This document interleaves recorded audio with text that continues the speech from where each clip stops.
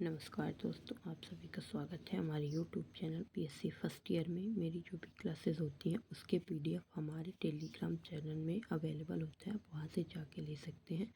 और प्लीज़ मेरे चैनल को लाइक करें, सब्सक्राइब करें, प्लीज़ सपोर्ट। आज हम पढ़ेंगे पेपर फर्स्ट की यूनिट सेकंड जिसमें है पोल्यूशन, फाइटो रेमेडिएशन और वायरोमेडिएशन।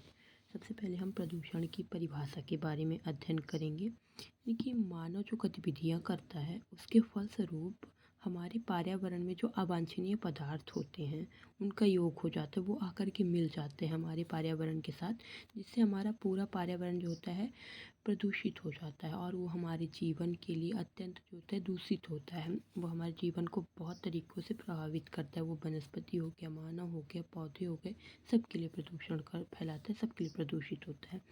तो पढ़ते हैं, प्रदूषण को मानव गतिविधियों के परिणाम स्वरूप पर्यावरण में अवांछनीय सामग्री के रूप में परिभाषित किया जा सकता है। पर्यावरण को जो प्रदूषित करते हैं हम उनको प्रदूषक कहते हैं।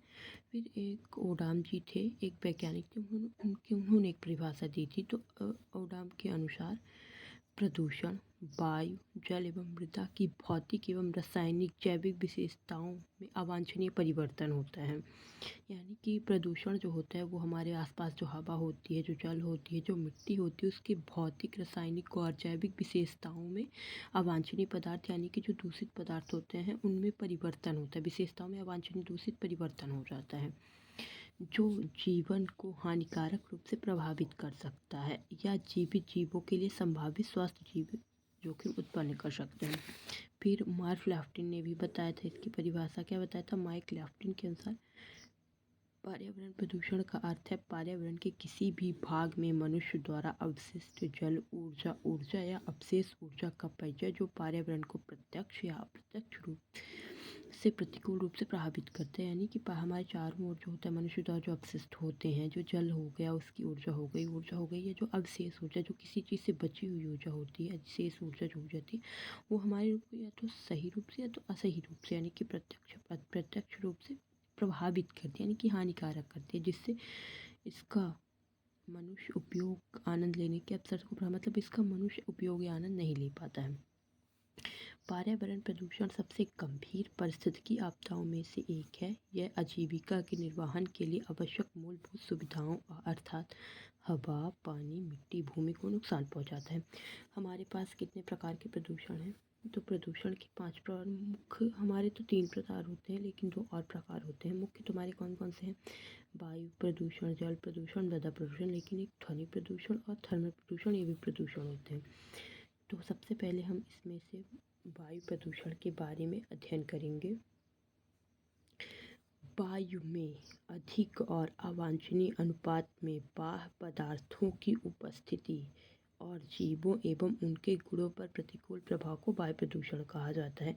जब वायु में अधिक या फिर बहुत ज़्यादा अनुपात में कई गंदगी आ जाती है, जैसे हमारे इन्वायरमेंट में हवा चारों ओर चलती रहती है, उसमें जैसे धूल के कण मिल गए, धुआं मिल गई, फैक्ट्री वगैरह से जो कण निकलते हैं वो सब मिल जाते हैं, तो क्या हो जाता है, वायु एकदम प्रदूषित हो जाते हैं और उसके हमारे स्वास्थ्य पर हानिकारक प्रभाव पड़ते हैं। ऐसा कोई स्थान नहीं जहाँ वायु पूर्णतः शुद्ध और अभी औद्योगिकरण के कारण जो होता है ऐसा कोई स्थान बचा ही नहीं है जहाँ पर वायु शुद्ध हो। हर जगह वही धुआं, धूल, मिट्टी, कण, इस कारण से हर जगह दूषित हो सकती है। औद्योगिक विकास में वृद्धि से किसी भी स्थान पर वायु स्तर काफ़ी स्तर तक दूषित हो जाता है। वायु प्रदूषण में उल्लेखित प्रारंभिक प्रदूषकों में धुआं, भाप गैस, राख, जंगल की आग, तूफान से रेत या धूल आदि शामिल है। हालांकि मानव प्रेरित एवं मानव जनित स्रोतों ने प्रदूषकों को सर्जन करना प्रारंभ कर दिया, जिन्हें वर्तमान में वायु प्रदूषण की वास्तविक समस्या माना जाता है। फिर आता है WHO, विश्व स्वास्थ्य संगठन के अनुसार, वर्ल्ड हेल्थ ऑर्गेनाइजेशन के अनुसार जो होता है, उन्होंने क्या बताया है कि वायु प्रदूषण को ऐसे प्रदूषक के रूप में परिभाषित किया जाता है जो मानव जाति की गतिविधियों द्वारा वायु में उपस्थित होते हैं, जो उनके स्वास्थ्य, वनस्पति संपत्तियों या सुखी जीवन पर हानिकारक प्रभाव है। वही कि मानव जनजाति जो कूड़ा कचरा, धूल, मिट्टी, औद्योगिकरण करता है, पेड़ की कटाई करता है, ये सब जाकर के हमारे वायु में मिलते हैं, जिसके फलस्वरूप जो होता है उसमें वायु प्रदूषित हो जाती है और वो हमारे जीवन को बहुत रूप से प्रभावित करती है। अब आ जाते हैं वायु प्रदूषक क्या होते हैं। तो सबसे पहले वायु प्रदूषक है हमारे कार्बन मोनोऑक्साइड। कार्बन मोनोऑक्साइड जो होती है एक रंगहीन, गंधहीन, स्वादहीन गैस है। कार्बन मोनोऑक्साइड जो होती है एक रंगहीन और गंधहीन और स्वादहीन गैस होती है, जो रासायनिक रूप से अगर सामान्य तापमान या दाब है तो उस पर निष्क्रिय रहती है। लेकिन अगर तापमान जो सामान्य तापमान है तो हमारे मतलब कुछ प्रभावित नहीं करती सामान्य ताप पर। अगर ताप का स्तर थोड़ा भी उच्च है तो यह मानव के चयापचयी गतिविधियों को गंभीर रूप से प्रभावित करती है। हमारी चयापचयी क्रियाओं को, जैसे मेटाबॉलिज्म होता है, हमारी क्रियाएं होती हैं, हम इन सबको प्रभावित करता है। फिर आता है सेकंड नंबर कौन सा है, nitrogen oxide. Nitrogen oxide nitrogen के 8 ऑक्साइड से मिलकर बनता है, ठीक है ना। इनमें नाइट्रोजन ऑक्साइड, नाइट्रोजन डाइऑक्साइड या नाइट्रस ऑक्साइड सामान्यतः वायु प्रदूषक होते हैं। नाइट्रोजन ऑक्साइड एक रंगहीन, गंधहीन गैस होती है, जबकि नाइट्रोजन डाइऑक्साइड घुटन वाली गंध के साथ लाल भूरे रंग की गैस होती है। नाइट्रोजन ऑक्साइड और नाइट्रोजन डाइऑक्साइड निम्नलिखित विधि से बनते हैं। ये N2 प्लस O2 करने के बाद ये टेम्परेचर, उसके बाद नाइट्रोजन प्लस ऑक्सीजन क्या बन जाता है, नाइट्रोजन ऑक्साइड बन जाता है। इसमें 2 नाइट्रोजन प्लस ऑक्सीजन N2O बन जाता है। यह उच्च तापमान मतलब अगर बहुत अधिक तापमान है तो ये क्रियाएं जो होती है नहीं होती, ये सब चीज़ें नहीं बनती हैं। N2O में भी फोटोलाइटिक अभिक्रिया के माध्यम से लगभग 1100 डिग्री सेल्सियस के उच्च तापमान पर बनता है, ठीक है ना। तीसरा लेड है। लेड जो होती है एक महत्वपूर्ण धातु होती है, जिसको बहुत अधिक समय तक मतलब खनन खुदाई करने पर उसको प्राप्त किया जाता है। पर इसके अतिरिक्त इसकी महत्व मतलब इसकी बात ये होती है कि ये हमारे तंत्रिका तंत्र को विषाकित करता है। इसको सब अच्छी तरह से जानते हैं क्योंकि मैं इतना बहुत पढ़ा, परंतु जो पूर्व मानव थे, पूर्व युग के कंकाल थे, उसमें जो था लेड जो था आज के मानव के कंकाल में 10 गुना कम पाया जाता था। आज के जो मानव हैं या फिर जो आज के जो मानव उनके कंकाल उसमें या फिर दांतों के उसमें इतना ज़्यादा लेड पाया जाता है, उसमें 10 गुना ज़्यादा पहले के मानव से लेड पाया जाता है। फिर आ जाता है अपन का चौथा, गणकीय पदार्थ। गणकीय पदार्थ को एकल कणों या कणों के समूह के रूप में परिभाषित किया जाता है, जिसका व्यास कितना होता है 2 × 10⁻10। कुछ कण पर्यावरण में, कुछ कण जो होते हैं वो प्राकृतिक रूप से पाए जाते हैं, जैसे क्या हो गया, बर्फ हो गया, कोहरा हो गया, बारिश हो गया, ओला हो गया, धुंध आदि। जबकि कुछ कण जो होते हैं वो मानव गतिविधियों का परिणाम होते हैं, जैसे कोहरा, वायु में उड़ने वाली मिट्टी, कालिक, धुएं एवं कालिक जैसे स्वचालित वाहन, भट्टियों एवं गुदुम्बों में अपूर्ण ईंधन के दहन के उत्पाद होते हैं। फिर अपन पढ़ेंगे वायु प्रदूषण के कारण, मतलब कारण क्या है मेनली जो वायु प्रदूषण इतना ज़्यादा दिन प्रतिदिन बढ़ता जा रहा है। विभिन्न स्थान, गतिविधियों एवं कारण पर्यावरण में वायु प्रदूषकों को छोड़ने के लिए उत्तरदायी हैं, जिन्हें वायु प्रदूषण का कारण माना जाता है। सब वायु प्रदूषण के मुख्य कारण होते हैं, जिसमें से सबसे पहला कारण है मानव जनित कारण, जो मानव के द्वारा फैलाए गए कारण होते हैं, उनके कारण से वायु प्रदूषण होता है। इस प्रकार की गतिविधियों में मानव द्वारा विकसित विभिन्न प्रकार के ईंधन के जलाने की प्रक्रिया, मतलब हम जो ईंधन जलाते हैं उसी से हमारा वायु प्रदूषण सबसे ज़्यादा होता है मानवीय क्रियाओं में। तो सबसे पहले मानवीय क्रियाओं में स्थिर स्रोत आता है, मतलब स्थिर जो कि स्थिर है चीज़ें, जो जैसे कि क्या बोल दिए फैक्ट्री वगैरह हो गई, वो एक जगह स्थिर है, बनी हुई, वहाँ से कैसे होता है। वायु प्रदूषण के स्थिर स्रोतों के अंतर्गत विद्युत संयंत्रों की चिमनी, धुएं, अवशिष्ट भस्मक विनिर्माण कारखाने, भट्टियाँ, ईंधन जलाने वाले तापन उपकरणों एवं प्रणाली आदि का धुआं, मतलब जो फैक्ट्री वगैरह हो गई, इन सबसे जो धुआं निकलता है वो मुख्य कारण होता है स्थिर उसमें स्रोत में से जो निकलता है। और गतिशील स्रोत सेकंड आता है अपन का गतिशील स्रोत। गतिशील स्रोतों में समुद्री जहाज, मोटर, वाहन, ध्वनि प्रभाव, विमान आदि शामिल होते हैं। मतलब जो समुद्री जहाज चलते रहते हैं उनसे जो धुआं निकलता रहता है वो जो होते हैं गतिशील स्रोत कहलाते हैं। फिर आ जाते हैं अपन थर्ड पॉइंट में, रसायन धूल एवं दहन क्रिया को नियंत्रित करने का कार्य। ऐसा कार्य सामान्यतः वानिकी एवं कृषि प्रवर्धन में किया जाता है। नियंत्रित दहन क्रिया कृषि, वन प्रवर्धन, मैदानी बहाली और ग्रीनहाउस गैस उन्मूलन भी करता है। ऐसी प्रक्रिया वांछनीय पौधों के अंकुरण में होता है, जो ठीक है। फिर चौथा आ जाता है अपन का धुआं। जैसे हम लोग हेयर स्प्रे यूज़ करते हैं, पेंट यूज़ करते हैं, वर्निश यूज़ करते हैं, रसायन विलायक यूज़ करते हैं, ऐसे एरोसोल स्प्रे से निकलने वाले जो धुआं होते हैं वो सारे वायु में ही जाते हैं, निकलेंगे उससे तो वायु में ही जाएंगे, जिससे वायु प्रदूषण होता है। फिर अपन का पाँचवा आता है लैंड फिल में अवशिष्ट निक्षेपण। अवशिष्ट निक्षेपण मीथेन उत्पन्न करता है, जो एक उच्च ज्वलनशील गैस है जो वायु के साथ विस्फोटक मिश्रण बनाती है। मीथेन भी एक संलग्न स्थान के अंतर्गत ऑक्सीजन को विस्थापित करता है, क्योंकि यह श्वास रोधित होता है। फिर आ जाता है अपन का सेकंड प्राकृतिक कारण। प्राकृतिक कारण भी बहुत सारे होते हैं, जैसे क्या हो गया प्राकृतिक स्रोतों से धूल, मतलब जैसे बहुत क्या होते हैं, खाली स्थान होते हैं जहाँ पर क्या पाई जाती है, खाली स्थान पाया जाता है, वहाँ पर वनस्पति जो होती है वो ना के बराबर होती है तो फिर होती है नहीं, तो वहाँ पर जो धूल करती होती है वो उसमें आती है। दूसरा मीथेन। मीथेन जैसे कि क्या होता है, मीथेन जो जुगली करने वाले जीव होते हैं, जैसे गाय भैंस हो गई, ये सब जो है जंतुओं को भोजन पाचन जब पाचन क्रिया करते हैं तो मीथेन को गोबर के रूप में उत्सर्जित करते हैं। फिर आता है तीसरा रेडॉन गैस।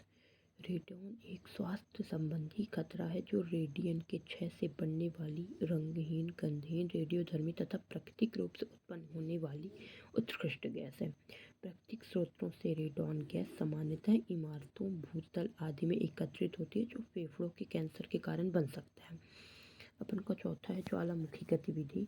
ज्वालामुखी गतिविधियों के परिणाम स्वरूप सल्फर, क्लोरीन एवं राख के कण उत्पन्न होते हैं, जिसको वायु प्रदूषण का मुख्य कारण माना जाता है। फिर आ जाता है वायु प्रदूषण के प्रभाव, मतलब हमारे स्वास्थ्य पर या फिर हमारे जीवन पर या फिर हमारे पर्यावरण पर इसका क्या प्रभाव पड़ता है वायु प्रदूषण का। मानव स्वास्थ्य पर प्रभाव। मानव स्वास्थ्य पर वायु प्रदूषण के विभिन्न प्रभाव निम्नलिखित हैं। फर्स्ट है श्वसन संबंधी समस्याएं। अधिक सांद्रता में सभी प्रकार के वायु प्रदूषण में श्वसन संबंधी समस्या, तो अगर सांद्रता अधिक है तो सभी प्रकार की वायु प्रदूषण से जो होता है हमको श्वसन संबंधी रोग हो सकते हैं, लेकिन अगर सांद्रता जो न्यूनतम है तो कुछ ही इंसानों को महसूस होता है, कुछ लोगों को ही वो महसूस होता है, तो प्रभाव समान देखे जा सकते हैं। इसमें लक्षण क्या होते हैं, नाक एवं गले में जलन होने लगती है, सांस लेने में कठिनाई होता है, और ये अक्सर उन व्यक्तियों को होते हैं जिनको अस्थमा होता है, उनको होता है, ठीक है ना। और सामान्य व्यक्ति को जैसे जब भारी कोई जैसे नाइट्रोजन हो गया, नाइट्रोजन ऑक्साइड, सल्फर हो गया, सल्फर डाइऑक्साइड हो गया, और कुछ भारी धातु जैसे वेनेडियम, आर्सेनिक और निकिल के संपर्क में आते हैं, तब इसके पश्चात इसको हमको अनुभव होता है वास्तव में कि ये मतलब ये रोग हो जाते हैं। वैसे नहीं होते नॉर्मली, कोई चीज़ वैसे जैसे जो धूल वूल है उन सबसे नहीं होता। फिर सेकंड आता है हृदय संबंधी समस्याएं। हीमोग्लोबिन की ऑक्सीजन स्थानांतरित करने की क्षमता कम हो जाती है। हीमोग्लोबिन हमारे ब्लड में पाया जाता है, जो ऑक्सीजन को सभी आरबीसी के पास ले जाता है, रेड ब्लड सेल्स के पास, लाल रक्त कणिकाओं के पास ले जाता है। तो जो हीमोग्लोबिन ऑक्सीजन को स्थानांतरित करता है उसकी क्षमता जो होती है वो कम हो जाती है, क्योंकि कार्बन मोनोऑक्साइड जो होता है उसको बाधित कर देता है, उसमें रोक लगा देता है। इसकी संरचना यानी कि उसकी संरचना जो होती है कंकेव आकार की, उसको जो होता है क्या करता है, संशोधित कर देता है। परिणाम स्वरूप यह विभिन्न अंगों के विशेष रूप से मस्तिष्क एवं हृदय जैसे ऑक्सीजन का उपयोग करके अंगों को प्रभावित करता है, जो भ्रम, दोषपूर्ण सांद्रता, मत प्रतिविध का कारण बनता है।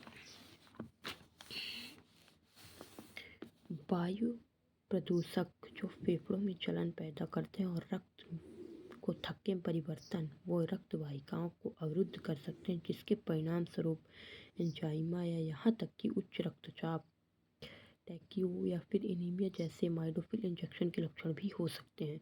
धातुएं विशेष रूप से निकेल, पारा और आर्सेनिक द्वारा भारी प्रदूषण के परिणाम स्वरूप एक निरोधात्मक टाइपिस देखा जा सकता है। फिर आता है हमारी तंत्रिका तंत्र कैसे प्रभावित होती है। तंत्रिका तंत्र को मुख्य रूप से जब भी हम लोगों ने पढ़ा, लेड प्रभावित करता है, पारा प्रभावित करता है, आर्सेनिक प्रभावित करता है, डाइऑक्सिन जैसे भारी धातुएं प्रभावित करती हैं।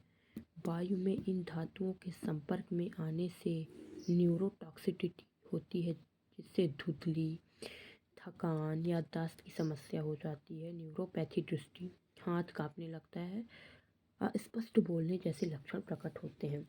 फिर आता है चौथा मूत्र संबंधी समस्याएं। गुर्दा भारी धातुओं द्वारा क्षतिग्रस्त हो सकता है, जैसे कि न्यूनतम आणविक भार के साथ प्रोटीन की वृद्धि उत्सर्जन प्रारंभिक तीव्र स्थिरता दर्शाता है, जिसके परिणाम स्वरूप क्लेरुमन निस्यंदन दर में कमी आती है। इसके अतिरिक्त गुर्दे के निस्यंदन दर में कमी आती है। इसके अतिरिक्त गुर्दे के कैंसर में पथरी बनने की संभावना हो जाती है। फिर आता है दूसरा हमारा, पर्यावरण पर प्रदूषण कैसे पड़ता है। वायु प्रदूषण के प्रमुख प्रभाव निम्नलिखित हैं। पहला, अम्लीय निक्षेपण। जीवाश्म ईंधन के दहन के परिणाम स्वरूप सल्फर डाइऑक्साइड और नाइट्रोजन ऑक्साइड निकलते हैं। ये जल में अभिक्रिया कर सल्फ्यूरिक अम्ल और नाइट्रिक अम्ल बनाते हैं। अम्लता का उच्च स्तर धातुओं को पानी में घुलने का कारण बनता है, जिससे सतही पर जल प्रदूषित हो जाता है। उदाहरण के लिए एल्युमिनियम का उच्च स्तर पर पौधे के पोषक ग्रहण क्षमता को प्रभावित करता है, जिससे उनकी मृत्यु और क्षय होता है। फिर आता है यूट्रोफिकेशन। यूट्रोफिकेशन का प्रमुख कारण नाइट्रोजन ऑक्साइड है और अमोनिया जैसे नाइट्रिक प्रदूषण है। जल निकायों में ये ज़्यादा उदाहरण नहीं है। ये तीसरा पढ़ते हैं, स्मोक। स्मोक कोहरा और फॉग का मिश्रण है। यह शब्द ग्लासगो के सार्वजनिक स्वास्थ्य अधिकारी ड्रेस बॉक्सो द्वारा प्रस्तावित किया गया था। ये इम्पॉर्टेंट पॉइंट है। कौन सा?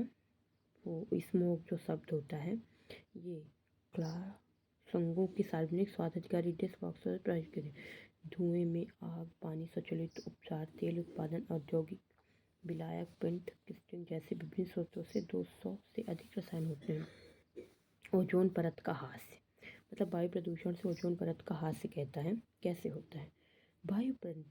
वायुमंडल की सममंडलीय परत के भीतर ओजोन परत होती है, जो जीवित प्राणियों को पृथ्वी को सूर्य से निकलने वाली पराबैंगनी, मतलब हमारी जो सूर्य से पराबैंगनी किरण निकलती हैं, ओजोन परत, उससे हमको बचाती है। अगर पराबैंगनी किरण आ जाएंगी हमारे शरीर पर गिरेंगे तो हमारे शरीर में क्या हो जाएंगे? हमारे शरीर में छेद छोटे छोटे हमारा शरीर जल जाएगा एकदम से, इतनी हानिकारक होती हैं वो। ओजोन की कमी मलेरिया, कैंसर और अन्य संक्रमण जैसे कुछ रोगों को घटना को बढ़ा सकती है। अगर ओजोन कम हो गया तो ये सारे रोग तो बढ़ जाएंगे। फिर आ जाते हैं हम ग्रीन हाउस प्रभाव। मानव गतिविधियों के कारण कई हानिकारक गैस उत्पन्न होती हैं। ये गैसें सूर्य के प्रकाश के रूप में पृथ्वी पर वितरित ऊर्जा का ग्रहण करती हैं, जिससे पर्यावरण का तापमान बढ़ जाता है। जीवाश्म ईंधन के जलने के परिणाम स्वरूप कार्बन डाइऑक्साइड उत्पन्न होती है। अगर जीवाश्म ईंधन को जलाया जाएगा, उसके फलस्वरूप कार्बन डाइऑक्साइड उत्पन्न होती है, जो ग्रीन हाउस प्रभाव की ओर जाता है और जिससे पृथ्वी की सतह का तापमान, जैसे जैसे ग्रीन हाउस प्रभाव जाता है, इससे पृथ्वी का तापमान बढ़ता जाएगा, जो ग्लोबल वार्मिंग का प्रमुख कारण बन जाता है। फिर अपन का नेक्स्ट पॉइंट आता है वायु प्रदूषण के नियंत्रण के ऊपर, यानी कि हम लोग वायु प्रदूषण को कैसे नियंत्रित कर सकते हैं। तो फर्स्ट पॉइंट, वायु प्रदूषण को कम करना। यह उद्योगों की स्थापना एवं आवासीय मकान के निर्माण के लिए उचित योजना बनाकर भूमि के कुशल वितरण, मतलब हम लोग क्या कर सकते हैं, वायु प्रदूषण जैसे नाइट्रोजन हो गया, कार्बन मोनोऑक्साइड हो गया, इन सब को कम कर सकते हैं औद्योगिकीकरण को एक निश्चित स्थान पर या फिर कम मात्रा में कर सकते हैं, जिसके कारण होता है। सेकेंड आता है स्रोत स्थानों का प्रसार। प्रदूषकों के विभिन्न स्रोतों को प्रसारित करने से प्रदूषण को अधिक सीमा तक नियंत्रित किया जा सकता है। उद्योगों एवं थर्मल विद्युत संयंत्रों के लिए लंबे स्टैक का प्रयोग किया जाना चाहिए, ताकि प्रदूषण अपेक्षाकृत अधिक ऊंचाई पर छोड़ा जा सके, जहां वायु क्षैतिज ऊपर दोनों के प्रभावित होती है, जिससे नीचे की ओर कम रहे। मतलब जो स्रोत बनाए, जैसे जैसे औद्योगिक, उसमें चिमनी लगाई जाती है, उसको इतना हाइट में रखना चाहिए कि ऊपर जाए। ऊपर जाएगा तो वो एक ऊंचाई पे जाएगा, जिससे क्षैतिज भी मतलब चारों ओर फैल जाएगा, जिसके कारण नीचे जो तो प्रदूषण कम होगा। फिर तीसरा आता है प्रक्रिया परिवर्तन द्वारा सोच की कमी। यह इसके माध्यम से किया जाता है। यह इसके मतलब फर्स्ट, कच्ची सामग्री का प्रतिस्थापन कम वाष्पशील कोयले के साथ अधिक वाष्पशील कोयले के धुआं खलित कम होता है। ईंधन का प्रतिस्थापन जैसे डिसफॉर्मेशन, डी-एशिंग, SO2 उत्सर्जन एवं राख की कमी आती है। इस प्रकार के उत्सर्जन को कम करने के लिए कोयले को प्राकृतिक गैस में परिवर्तन किया जाता है। तीसरा, प्रक्रिया को संशोधन। ईंधन ज्वलनशील अपशिष्ट का निपटारा करते समय भस्म के स्थान पर स्टेशनरी लेवल का प्रयोग किया जा सकता है। चौथा, प्रक्रिया उपकरण के संशोधन एवं उपलब्ध उपकरणों को उचित रखरखाव से भी समग्र प्रदूषण स्तर को कम करने में सहायता मिल सकती है। नियंत्रण उपकरण के उपयोग के स्रोत की कमी। स्रोत पर वायु प्रदूषण को नियंत्रित के लिए यह सबसे उपयुक्त विधि है। विभिन्न प्रकार के स्रोतों से निकलने वाले प्रदूषकों की विविधता को नियंत्रित करने के लिए कई प्रकार के नियंत्रित उपकरणों का प्रयोग किया जाता है। आज की क्लास हमारी यहीं पे ख़त्म होती है। हमने वायु प्रदूषण के बारे में जो जो इम्पोर्टेंट पॉइंट थे वो पढ़ लिए हैं। यदि आपको वायु प्रदूषण से संबंधित कोई भी क्वेश्चन है, कुछ भी डाउट है, आप उसको कमेंट में बता सकते हैं, मैं उसका आंसर दे दूँगी। और अब हम कल की क्लास में पढ़ेंगे जल प्रदूषण। और यदि आपको लगता है कि इसको मैं थोड़ा और अच्छे ढंग से पढ़ा सकती हूँ तो प्लीज़ आप